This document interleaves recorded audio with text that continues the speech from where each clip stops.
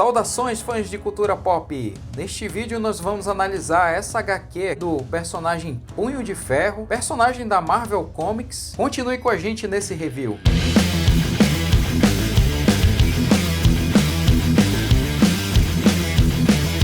Pessoal, só antes de começar a análise, eu queria fazer um pedido para vocês darem uma forcinha para o nosso canal, curtindo esse vídeo, compartilhando com seus amigos, familiares. E se você gosta desse tipo de conteúdo, você também pode se inscrever no canal e também ativar o sininho para ser avisado de quando entrarem vídeos novos. Então, continuando a análise aqui dessa história em quadrinhos, como eu já falei, faz parte dessa série Paladinos Marvel, que é dedicada aos heróis urbanos da Marvel, Demolidor, Justiceiro, e no caso dessa edição, que é a edição de número 7, ela é dedicada ao Punho de Ferro. Essa publicação eu gosto bastante porque ela é de um estilo mais simples. Ela tem aqui a capa cartão e o papel é daquele tipo comum, não é nem papel jornal, que é bem mais simples, e nem aquele papel especial. Na minha opinião, esse deveria ser o padrão que devia ser adotado para a maioria das histórias em quadrinhos, porque não é toda história assim que precisa de um tratamento especial, sem falar que esse tipo de publicação mais simples fica mais barato. Eu gostei muito, cara. Assim, eu não conhecia muito sobre o Punho de Ferro não, porque eu sou de uma época assim mais antiga.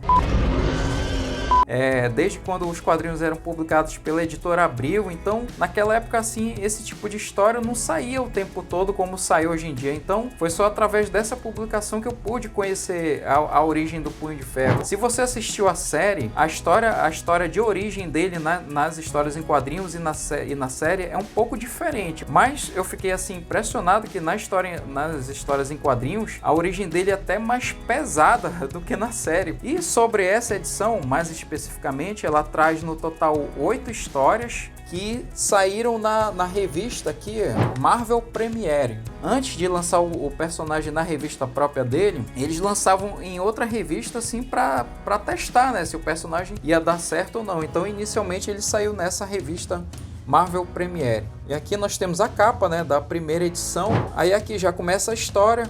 A primeira história do Punho de Ferro, ela foi produzida pelo próprio criador do personagem, que no caso é o Roy Thomas, juntamente com o desenhista Gil Kane. Eu gosto inclusive de destacar isso porque muitas vezes muita gente pensa que o Stan Lee criou tudo na Marvel, né? E não é bem assim. E aí tem a primeira história dele que conta a origem dele. É uma das melhores que eu já vi, assim, porque ela conta, né, a história inicial dele, que é um pouco parecida com a série. Ele perde os pais, aí ele vai parar na cidade de Kunlun, onde ele recebe todo o treinamento dele para se tornar um guerreiro. E isso é outro aspecto que eu gostei na história de origem dele, que normalmente assim a gente vê um personagem assim muito poderoso, assim, detonando geral, e a gente acha bacana, né, um personagem forte e tal, mas a gente não sabe como é que aquele personagem se tornou forte. E essa história de origem do Punho de Ferro, não.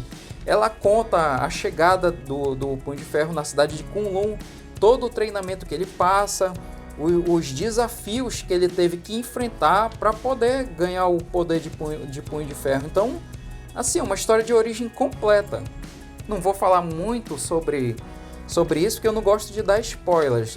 E o que eu falei até agora aqui, assim, não são muitas coisas assim que vão atrapalhar a sua leitura, não. O único porém, assim, quer dizer, não chega a ser bem uma reclamação, mas é que se você for ler essa revista, se você é leitor de revistas mais modernas, você vai estranhar um pouco o fato de que essa história tem muito texto, mas é porque era um costume da época. Os escritores de quadrinhos, eles escreviam muito. Então assim você pode estranhar um pouquinho, né, que hoje em dia as leituras fluem mais rápido, os escritores escrevem bem menos do que antigamente.